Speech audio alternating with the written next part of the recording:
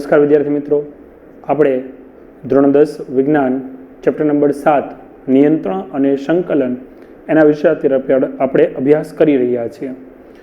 તો આપણે આની પહેલાંના સેશનની અંદર આપણે જોઈ ગયા કે ભાઈ પ્રસ્તાવનાનો જે મુદ્દો હતો એની અંદર કે ભાઈ આપણે જે વિવિધ રીતે આપણો જે મૂવમેન્ટ થાય છે, હલનચલન જે આપણે કરીએ છીએ, તો એ હલનચલન માટે આપણે કોઈને કોઈ કારણ જવાબદાર જોવા મળે છે. કાં તો આપણે આપણા રક્ષણ માટે, કાં તો આપણા ભક્ષણ માટે. મીંદડી જો ઉંદર પાછળ દોડતી હોય તો મીંદડી દોડે છે શેના માટે? એના ભક્ષણ માટે. ઉંદર દોડે છે એના રક્ષણ માટે.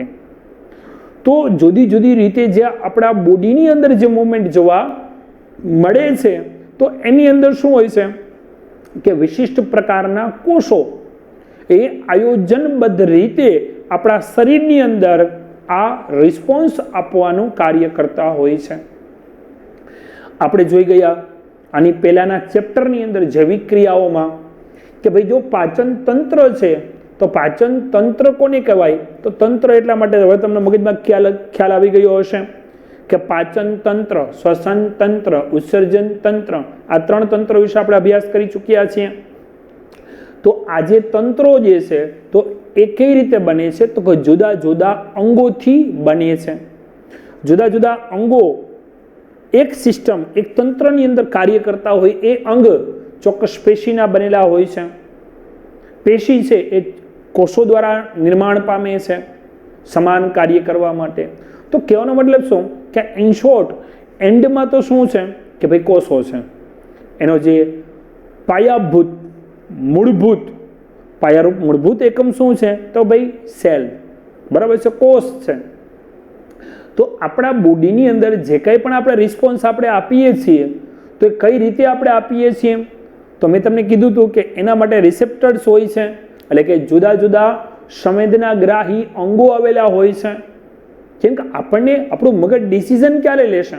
બરાબર છે, આપણી કોઈ શાળાનો કોઈ પ્રશ્ન હોય તો એ પ્રિન્સિપાલ દ્વારા એનું ડિસિઝન ક્યારે લેવાશે? કે અહીંયા સુધી વાત પહોંચશે તો એનું ડિસિઝન લેવાશે.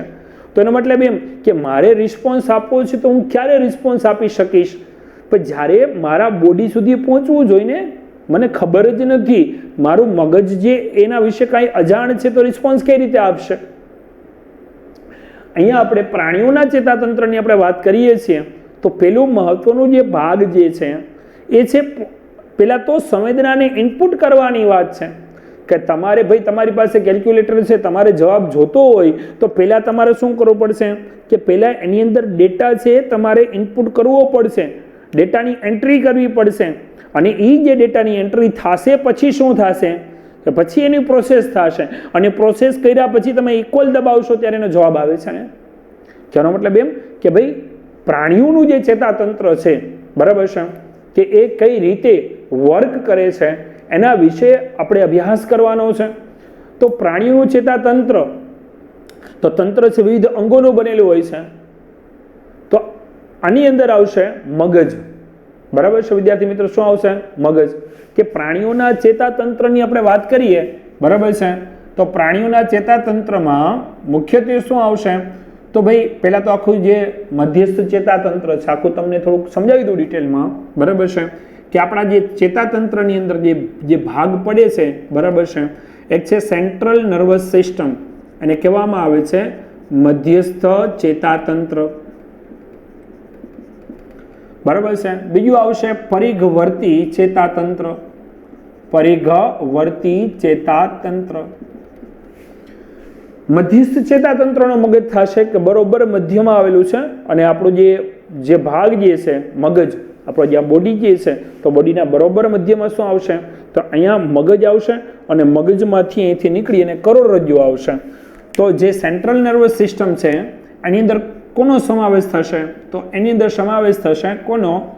તો ભાઈ મગજ, અને બીજું શું આવશે? તો ભાઈ કરોડરજ્જુ. આનું પણ એટલું જ મહત્વ છે, બરાબર છે. તો મગજ અને કરોડરજ્જુનો સમાવેશ થાય છે. એના પછી આવશે પરિઘવર્તી ચેતાતંત્ર, બરાબર છે. તો એની અંદર શું આવશે? તો વિવિધ ચેતાઓ આવશે. શું આવશે?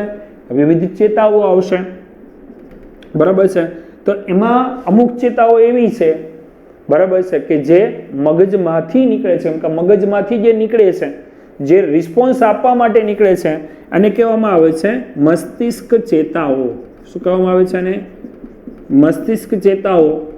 અને ત્યાર પછી જે કરોડરજ્જુમાંથી નીકળે છે, જે રિસ્પોન્સ લઈ આવે છે, પાછો એને ચાલક અંગ સુધી લઈ જાય છે, તો એને કહેવામાં આવે છે કરોડરજ્જુ ચેતાઓ. બરાબર છે.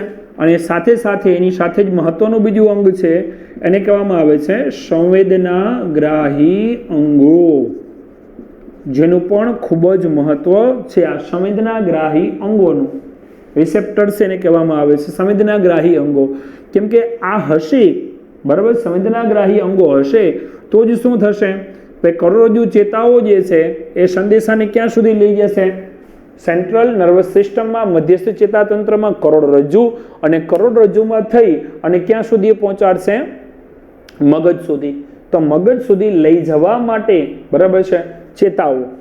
આપણે કેમ કે ભાઈ મેઇન જે પાવર હાઉસ છે, તો પાવર હાઉસ સુધી જે લઈ જવા માટે શું જોઈએ? વાયર તો જોઈએ ને, બરાબર છે, કંઈ કનેક્શન તો જોઈએ. એ કનેક્શન જે છે એ કોનું છે? ચેતાઓનું છે. બરાબર છે, વિવિધ ચેતાઓ. બરાબર છે. તો અહીંયા પણ તમે જોઈ શકો છો કે અહીંયા સંવેદનાગ્રાહી અંગો, બરાબર છે, એના વિશે શોર્ટમાં ડિટેલમાં આપણે આની પહેલાં વાત કરી છે, અત્યારે પણ જોવાનું છે એના વિશે, અને ખૂબ જ સરળ છે. અને અંતમાં આપણે જોશું ચેતાકોષ. કેમ કે મુખ્ય જે ભાગ જે છે, આ બધી જ જે વસ્તુઓ જે બનેલી છે, મેં તમને કીધું કે તંત્ર અંગનું, અંગ પેશીની, અને પેશી શેના બનેલા હોય છે? કોષોની બનેલી હોય છે પેશી. તો કહેવાનો મતલબ એમ કે એન્ડમાં તો એનો જે ફંડામેન્ટલ જે પાર્ટ છે એ શું છે? ચેતાકોષ, જેને ન્યુરોન કહેવામાં આવે છે. ઓકે મિત્રો, તો આપણે આ વાત કરીએ પ્રાણીઓમાં ચેતાતંત્ર કઈ રીતે આખી જે સિસ્ટમ હોય છે, બરાબર છે, CNS central nervous system, PNS, બરાબર છે, પેરાફેરિયલ નર્વસ સિસ્ટમ. ઓકે, તો આ રીતે મધ્યસ્થ ચેતાતંત્રમાં મગજ અને કરોડરજ્જુ, અને પરિવર્તી ચેતાતંત્રની અંદર મસ્તિષ્ક ચેતા, પછી કરોડરજ્જુ ચેતા અને સંવેદનાગ્રાહી અંગોનો સમાવેશ થાય છે. હવે સંવેદનાગ્રાહી અંગોના એક્ઝામ્પલ આપણે આપીએ, એનું સ્થાન અને એનું કાર્ય, એના વિશે આપણે જોઈએ. તો વાત કરીએ જીભથી. તો આપણી જે જીભ જે છે, બરાબર છે, તો એની અંદર સ્વાદકોષો આવેલા હોય છે, અથવા તો એને કહેવાય રસગ્રાહી એકમો. શું કહેવામાં આવે છે ને? રસગ્રાહી એકમો. આ રસગ્રાહી એકમો ક્યાં આવેલા હોય છે? તો કે ભાઈ એનું સ્થાન ક્યાં હોય છે? રસગ્રાહી એકમોનું જીભમાં સ્થાન હોય છે. એનું કાર્ય શું છે? તો એનું કાર્ય છે સ્વાદને પારખવાનું. બરાબર છે. તો અહીંયા આપણે રસગ્રાહી અથવા તો જે આપણે જીભ કહીને, તો એની ઉપરના ભાગમાં સ્વાદ કલિકાઓ આવેલી હોય છે, અને ચોક્કસ પ્રકારનો સ્વાદ જીભના ચોક્કસ ભાગની અંદર જ છે ને એ ઓળખાય છે. ઓકે, તો આ રસગ્રાહી એકમો એટલે જ આપણે જ્યારે ચાખીએ છીએ, બરાબર છે, તમે આંખ બંધ કરી અને હું તમને કડવો લીમડો ખાવ, તમે કહો હા હા સરસ મીઠો છે. તમને આંખ બંધ કરીને તમને ખજૂર હું ખવડાવું તો તમે કહો વાહ વાહ સરસ મીઠી છે. શું કામ? કારણ કે આપણે જે રિસ્પોન્સ આપીએ છે, આહ બહુ કડવું છે, આહ તીખું છે, બરાબર છે, આંખ બંધ કરી દીધી છે. તો શા માટે આપણને મગજને એ આઈડિયા આવે છે કે મગજ દ્વારા શા માટે ખબર પડે છે મગજને? કારણ કે ભાઈ એને અહીંયા સુધી કનેક્શન સુધી પહોંચાડેલું છે. અને કોના દ્વારા પહોંચાડેલું છે? તો રસગ્રાહી એકમો. એ રસગ્રાહી એકમો જે છે, અને પહોંચાડવા માટે તો ન્યુરોન્સ જ હોય છે. ત્યાં સુધી પહોંચાડવા માટે તો ચેતાઓ જ હોય છે. દાખલા તરીકે તમને કહું કે પંખો ચાલુ હોય તો એના માટે વાયર જ હોય, લાઇટ ચાલુ છે તો એના માટે વાયર જ હોય, અને આ કેમેરો ચાલુ છે તો એના માટે પણ શું હોય? વાયર જ હોવાનો છે ને. એટલે એને પહોંચાડવા માટે તો ન્યુરોન્સ જ હોય છે. ન્યુરોન છે એ પછી ત્યાં સુધી પહોંચાડે છે, બરાબર છે. પહોંચાડી અને પછી મગજ શું કરે છે? એનું એનાલિસિસ કરી અને શું કરે છે? એનો રિસ્પોન્સ આપે છે. તીખું છે તો તરત જ શું કરે છે? હાથને આદેશ આપે, જા જલ્દી ફટાફટ પાણી પી, બરાબર છે. સ્વીટ છે તો તરત જીભને આદેશ આપે છે કે વખાણ કરો, વાહ વાહ સરસ. સમજાય છે મારી વાત? તો આ બધું રિસ્પોન્સ આપવાનું કામ કરે છે. ત્યાર પછી આપણે વાત કરીએ એના પછી ધ્વનિ, બરાબર છે. ધ્વનિ એકમો. અથવા તો કહેવામાં આવે છે દ્રાણ, સોરી ધ્વનિ એકમો શ્રવણ માટેના. તો એ આપણે સાંભળી શકીએ છીએ, તો એ જે છે એનું સ્થાન ક્યાં હોય છે? તો એ ક્યાં હોય છે? કાનમાં. તમે આગલા ધોરણની અંદર તમે કાનની રચના તમે ભણી ગયા છો, એની અંદર પણ તમારે આવે છે કે ભાઈ ત્યાંથી જે શ્રવણ ચેતાઓ છે એ મગજ સુધી જાય છે. એટલે આપણે જે સાંભળીએ છીએ એ સાંભળીને જે આપણે રિસ્પોન્સ આપીએ છીએ, પ્રતિચાર આપીએ છીએ, બરાબર છે, તો એ મગજની અંદર શું થાય છે? એનું એનાલિસિસ થાય છે. તો એ શું કરે છે? તો એ કાર્ય શું કરે છે? સાંભળીને પ્રતિચાર આપવાનું કાર્ય કરે છે. બરાબર છે, સાંભળે છે અને પછી એને રિસ્પોન્સ આપે છે. બરાબર છે. તો જીભ થઈ ગયું, પછી શું થઈ ગયું? કાન. હવે શું આવશે? નાક. તો એની અંદર શું આવે છે? દ્રાણગ્રાહી એકમો આવેલા હોય છે. દ્રાણગ્રાહી એકમો.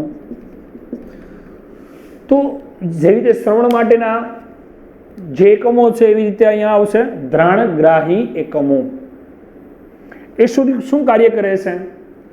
તો એ સૂંઘવાનું કાર્ય કરે છે. અને બરાબર છે, ક્યાં આવેલા હોય છે? નાકમાં આવેલા હોય છે. અને એ શું કાર્ય કરે છે? સૂંઘવાનું કાર્ય કરે છે. સૂંઘીને રિસ્પોન્સ આપે છે. તમે ફૂલ, બરાબર છે, અથવા તો તમને આંખ બંધ કરીને તમને એમ કહો કે ભાઈ લીમડાના પાન હોય ને, લીમડાના પાન એને એકદમ મસળી અને તમે સુગંધ લ્યો, તમે કહી શકશો કે ભાઈ આ છે. બરાબર છે. તમે એલચી છે એને વાટી અને તમને સૂંઘાડો તો તમને ખ્યાલ આવી જાય છે. કપૂર છે એને સૂંઘાડી તમને અમુક અલગ પ્રકારની સ્મેલ હોય તો એ તમને આપણે સુગંધથી પણ આપણે આકર્ષિત થઈએ છીએ. મેં તમને આની પહેલાં પણ મેં તમને કીધું હતું, બરાબર છે, કે કયા પ્રકારનું કોઈ સેન્ટ છે, કોઈ સ્પ્રે છે, તો જે આપણે મનગમતી વસ્તુ હોય તો એ આપણે એને પૂછીએ છીએ, આપણે એની તપાસ કરીએ છીએ. કહેવાનો મતલબ શું? કે આપણે આપણા, બરાબર છે, આના દ્વારા પણ આપણે પ્રતિચાર આપી શકીએ છીએ. નેક્સ્ટ એના પછી, બરાબર છે, ખાસ કે જે ના વગર છે બધે શું છે? અંધકાર છે. બરાબર છે. તો અહીંયા દ્રશ્ય સંબંધી એકમો અથવા તો દ્રષ્ટિ સંબંધી અથવા તો દ્રશ્ય સંબંધી એકમો અથવા તો એને પ્રકાશ સંબંધી એકમો પણ કહેવાય છે. અને જે ક્યાં આવેલા હોય છે? આંખમાં આવેલા હોય છે. અને એ શું કાર્ય કરે છે? જોવાનું કાર્ય કરે છે. કે જે જોઈ અને શું કરે છે? એ રિસ્પોન્સ આપે છે. તો મિત્રો અહીંયા આપણે જે રંગબેરંગી દુનિયા જોઈએ છીએ, બરાબર છે, આંખની રચના, તમારે ભૌતિક શાસ્ત્રની અંદર પણ બીજું જે ચેપ્ટર છે, ફિઝિક્સમાં બીજું ચેપ્ટર, એટલે ક્રમમાં બીજું નહીં, બીજું તો એસિડ બેઝ અને ક્ષાર છે. તો ફિઝિક્સમાં જે બીજું ચેપ્ટર છે તો એ કયું છે? રંગબેરંગી દુનિયા. એની અંદર આંખની રચના તમે ભણી ચૂક્યા હશો અથવા તો ભણવાના હશો. તો એની અંદર તમારે આવે છે કે દ્રષ્ટિ સંબંધી ચેતાઓ. બરાબર છે. કે આપણે, મેં તમને કીધું ને કે તમે જે દડાને જોવો છો, જો ફિલ્ડિંગ કરતા હોય, દડાને જોતા હોય તો શું કે ભાઈ એની ડિસ્ટન્સ કેટલી છે, એની સ્પીડ કેટલી છે, આગળ દોડવું પડશે, પાછળ દોડવું પડશે. તો આ બધું જે મેન્ટેનન્સ જે થાય છે એ કોના દ્વારા થાય છે? આંખ દ્વારા. બરાબર છે. આંખ દ્વારા આપણે રિસ્પોન્સ આપીએ, જોઈએ છીએ. આંખ દુનિયામાં આ નથી, સંવેદના તો બિલકુલ આપણે એમ કહીએ કે ભાઈ દુનિયા જ નથી, એકદમ અંધકારમય દુનિયા લાગે છે. તો આ જે આંખ છે ખૂબ જ મહત્વનો અંગ છે. અને એની જે ચેતાઓ છે, દ્રષ્ટિ ચેતાઓ છે, એ ક્યાં જાય છે? મગજમાં જાય છે. અને મગજમાં પણ ચોક્કસ જગ્યાએ જાય છે અને ચોક્કસ જગ્યાએ પહોંચી અને એ રિસ્પોન્સ આપે છે. તમે જોઈને પણ રિસ્પોન્સ આપો છો. ખૂબ જ મહત્વનું અંગ. અને અંતમાં આપણે કહીએ કે ભાઈ સ્પર્શ સંબંધી એકમો. સ્પર્શ સંબંધી એકમો. તો આ સ્પર્શ સંબંધી એકમો ક્યાં આવેલા હોય છે? ત્વચામાં. એટલે કે ચામડીમાં આ સ્પર્શ સંબંધી એકમો જોવા મળે છે. અને એનું કામ શું છે? બરાબર છે. તો એનું કામ છે સ્પર્શને અનુભવવાનું. બરાબર છે. પછી એના પછી તમે એમ કહી શકો કે ભાઈ તાપમાન છે એને અનુભવે છે. ઠંડી છે, ગરમી છે, એને પણ અનુભવે છે. આપણી બુકની અંદર જે ચેપ્ટર સ્ટાર્ટ થાય છે એ પહેલા પેજ ઉપર જ તમને છેલ્લા પેરેગ્રાફની અંદર એનું ઉદાહરણ આપેલું છે કે તમે કોઈ ગરમ વસ્તુની જ્યારે અડકો છો ત્યારે શું થાય છે. તો ત્વચા એટલે કે ચામડીની અંદર શું હોય છે? તો સ્પર્શ સંબંધી એકમો, બરાબર છે, સ્પર્શ સંબંધી એકમો એની અંદર આવેલા હોય છે. એની અંદર જે ટોચનો જે ભાગ છે એમાં વિવિધ તંતુ આવેલા હોય છે. અને શું થાય છે કે જ્યારે કોઈ ગરમ વસ્તુને આપણે અડકીએ છીએ એટલે તરત જ શું થાય છે, એ રિસ્પોન્સ આપે છે. એટલે રિસ્પોન્સ એટલે કઈ રીતે આપે છે, હાથ ખસેડવાનો રિસ્પોન્સ. પણ જે ગરમ વસ્તુ અડકે છે અને જે રિસ્પોન્સ આપે છે તો એની વચ્ચે પણ એક પ્રોસેસ થાય છે, અર્થઘટન. એનું એનાલિસિસ થાય છે કે ભાઈ ગરમ કેટલું બધું ગરમ છે, બરાબર છે. તો એનું એનાલિસિસ થઈ અને આપણે પ્રતિચાર આપીએ છીએ, હાથ ખસેડવાનો પ્રતિચાર. બાકી તો ગરમ તો ખાલી આંગળીને લાગ્યું હતું તો ખાલી આપણે આંગળી આમ નથી કરતા, આખો હાથ આપણે આમ લઈ લઈએ છીએ ને. તો આ જે ઘટના જે છે, આ એનાલિસિસની ઘટના, એને પણ આપણે વિગતે, બરાબર છે, આગળના ટોપિકમાં આપણે આવશે જ કે કઈ રીતે આપણે ગરમ વસ્તુને અડકીએ છીએ ત્યારે હાથ ખસેડી લેવાની જે ક્રિયા છે એમાં કઈ ઘટના ભાગ ભજવે છે એના વિશે પણ આપણે અભ્યાસ કરવાનો છે. તો અહીંયા જે આપણે જુદા જુદા જે સંવેદનાગ્રાહી અંગો વિશે જે અભ્યાસ કર્યો એની અંદર શું હોય છે કે ચોક્કસ પ્રકારના એકમો આવેલા હોય છે. એ પણ સમજવા જેવી બાબત છે, બરાબર છે, કે હું આમ જીભથી, બરાબર છે, હું જોઈ શકું છું, નથી જોઈ શકતો. હું, બરાબર છે, જે હું એમ કહું કે ભાઈ ચાલો હું નાક બંધ કરી દઉં છું અને હું જમું છું તો મને સ્વાદ ઓછો આવશે, બરાબર છે. શા માટે? કારણ કે ચોક્કસ જગ્યાએ ચોક્કસ જ એકમો આવેલા હોય છે. હું આંખથી જોઈ શકું, બરાબર છે, પણ હું આંખથી સાંભળી શકું નહીં, બરાબર છે. તો હું કાનથી શું કરું, સાંભળી શકું, પણ હું કાનથી જોઈ શકું નહીં. શા માટે? કારણ કે ચોક્કસ પ્રકારના જે એકમો અહીંયા એટલે જ મેન્શન કરેલું છે કે દ્રષ્ટિ સંબંધી એકમો, કે જોવા માટેના એકમો છે માત્ર આંખમાં જ આવેલા છે, બરાબર છે. પછી એ નાકમાં નથી આવેલા, જીભમાં નથી આવેલા. આપણે જીભથી જોઈ શકતા નથી, આપણે નાક કે કાનથી જોઈ શકતા નથી. તો એની અંદર શું હોય છે કે ચોક્કસ પ્રકારના પ્રતિચાર આપવા માટે ચોક્કસ પ્રકારના અંગોની અંદર કોષો આવેલા હોય છે. કે દ્રાણ સંબંધી કોષો છે તો નાકમાં જ આવેલા છે. સ્પર્શ સંબંધી જે એકમો છે તો એ ચોક્કસ જગ્યાએ જ આવેલા હોય છે. તો આજે આપણે વાત કરી, તો હવે એના પછી જે આપણે વાત કરવાની છે એ છે, ખાસ યાદ રાખજો, ચેતાકોષ. આના પછીના સેશનની અંદર પણ આના વિશે વધુ માહિતી તમને આપવાની જ છે. ન્યુરોન્સ, કે મેઇન જે ઘટક, મૂળભૂત ઘટક એ કોણ છે? ચેતાકોષ. કે પછી સંવેદનાગ્રાહી અંગોમાંથી સંવેદનાને મગજ સુધી પહોંચાડવાની વાત હોય કે મગજની અંદર અર્થઘટન કરવાની વાત હોય, તો એ બધાનો મૂળભૂત ઘટક કોણ છે? તો મૂળભૂત ઘટક કોણ છે? ચેતાકોષ, જેને શું કહેવામાં આવે છે? ન્યુરોન્સ. ન્યુરોન્સ કેવા હોય, બરાબર છે, એની અત્યારે વધારે વિગતે છે એ આના પછીના પાર્ટમાં આપણે ચર્ચા કરશું. અત્યારે આપણે એની ફિગર, એની આકૃતિ, બરાબર છે, માત્ર નામ નિર્દેશનની યુક્ત આકૃતિ દોરો એ પણ અલગથી પૂછાઈ શકે, બરાબર છે. એટલે અત્યારે આપણે આકૃતિ છે એ આપણે જોશું. જો કોઈ પણ તમારે ફિગર ડ્રો કરવાની હોય ને તો પહેલાં શું કરાય કે પહેલાં આછી એની ફિગર ડ્રો કરી લેવાય, બરાબર છે. મારે ન્યુરોન્સ મારે દોરવો છે, ન્યુરોન, તો હું શું કરીશ કે પહેલાં તો છે ને, બરાબર છે, આની પહેલાં પણ મેં તમને કીધું કે અલગથી, બરાબર છે, આના વિડીયો બનાવીશ, પરંતુ બરાબર છે આ એકદમ ઇઝી આકૃતિ છે તો તમને આની સાથે સાથે જ આપણે એ વસ્તુને આપણે લઈ લઈએ છીએ.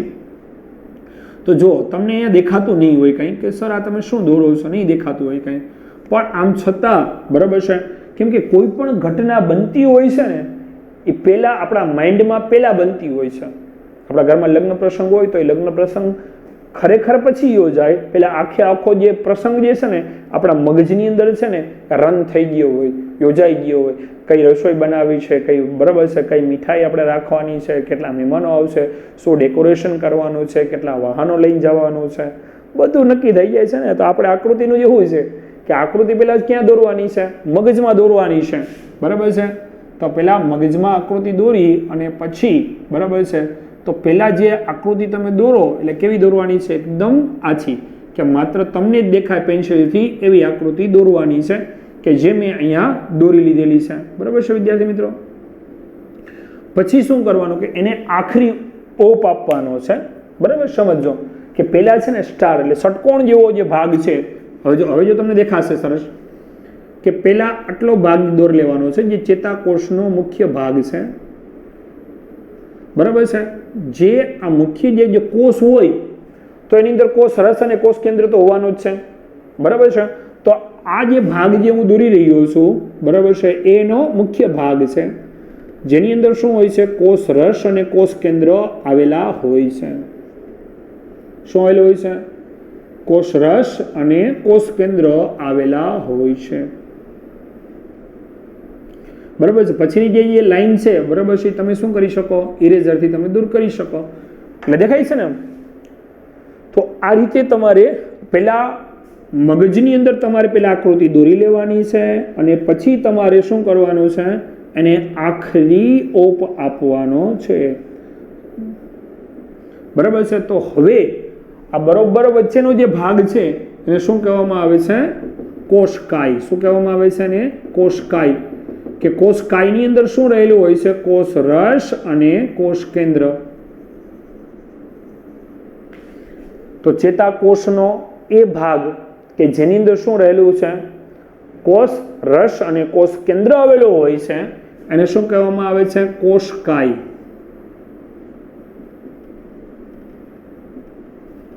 જેને અંગ્રેજીમાં સેલ બોડી પણ કહે છે, સેલ બોડી મેઇન।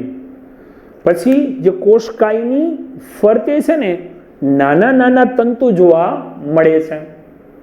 જે નાના નાના જે તંતુ છે, બરાબર છે, આવી રીતે અહીંયા દોરું છું, જોજો। તો આ જે નાના જે તંતુઓ છે એને કહેવામાં આવે છે શિખા તંતુ। શું કહેવામાં આવે છે એને? શિખા તંતુ।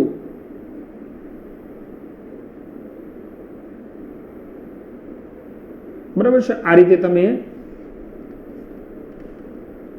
અને બાયોલોજીની આકૃતિમાં એક વસ્તુ છે કે તમે, બરાબર છે, કોઈ એવું જરૂર નહીં કે તમારી ફૂટપટ્ટીની જરૂર પડે કે માપ સાઇઝની જરૂર હોય, ના। બાયોલોજીની અંદર શું છે કે ભાઈ તમે તમારી રીતે, બરાબર છે, કોષ જે છે તો એની અંદર એવું જરૂર આમ જ હોય, આમ પણ હોઈ શકે, અલગ રીતે પણ હોઈ શકે। તો જે સેલ બોડીની અંદરથી, બરાબર છે, જે આ નાના નાના તંતુઓનું જે નિર્માણ થઈ રહ્યું છે અત્યારે તમે જે જોઈ શકો છો, તો એ શું છે, શિખા તંતુ।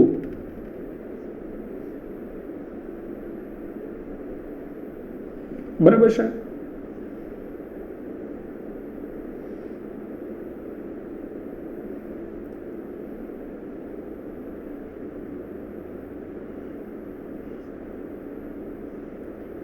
શિખા તંતુ।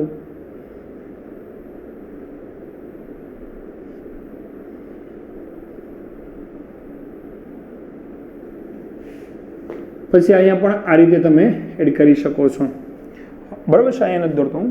પછી નીચેનો જે ભાગ છે, લાંબો જે ભાગ છે, એ લાંબા ભાગને કહેવામાં આવે છે અક્ષતંતુ। આ જે લાંબો જે ભાગ છે એને કહેવાય અક્ષતંતુ। અને અક્ષતંતુ જે છે એની ફરતે આવી રીતે અવાહક પડ આવેલું હોય છે। જે બ્લુ કલરનો જે ભાગ દોરેલો છે એ અવાહક પડ છે। અંદર રેનવિયરની ગાંઠી તમારા 11-12 સાયન્સમાં વધારે આવશે। અને છેલ્લે જે છે અંતમાં એ ચેતાકોષ જે છે એનો અંત પામે છે, એને કહેવામાં આવે છે ચેતાંત। શું કહેવામાં આવે છે ને? ચેતાંત। એટલે કે ચેતાકોષનો અંત ભાગ એને કહેવામાં આવે છે ચેતાંત।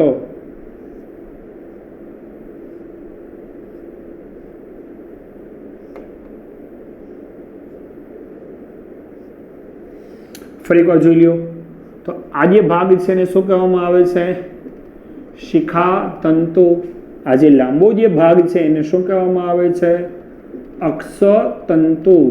અને આ જે અંત જે ભાગ છે એને કહેવામાં આવે છે ચેતાંત। શું કહેવામાં આવે છે? ચેતાંત। અને આ જે આખો જે આપણે દોરેલ છે શું છે? ચેતાકોષ, ન્યુરોન્સ।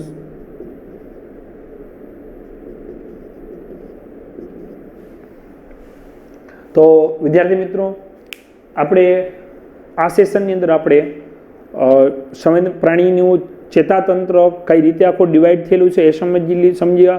ત્યાર પછી સંવેદનાગ્રાહી અંગો, એના કાર્ય શું છે, એનું સ્થાન ક્યાં છે એના વિશે, અને અંતમાં ચેતાકોષની નામ નિદર્શનયુક્ત આકૃતિ અને ચેતાકોષની સમજૂતી બાકી છે, જે આપણે આના પછીના સેશનમાં આપણે લેશું. તો ત્યાં સુધી તમે ચેતાકોષની આકૃતિની પણ પ્રેક્ટિસ કરી લેજો. Okay, thank you.